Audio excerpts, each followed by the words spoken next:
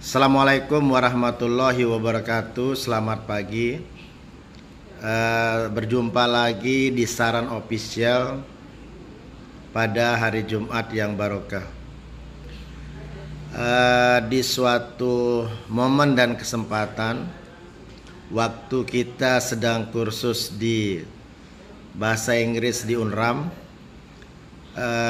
Bu Desti Emiliani mengatakan, "Don't eat candy because candy make you cough."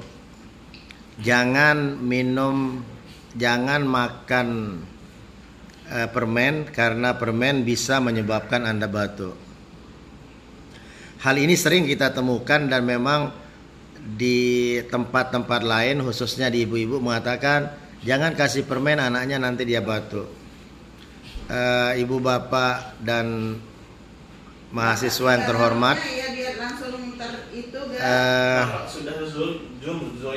simpel fisiologinya adalah permen atau candy itu merupakan sakarin. Di beberapa tingkat itu adalah dalam konteks monosakarida.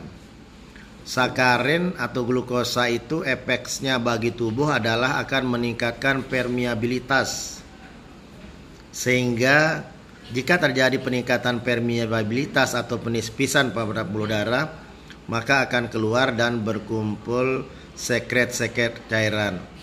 Itulah simpel fisiologi bahwa kenapa kita dianjurkan atau dilarang makan banyak candy atau permen.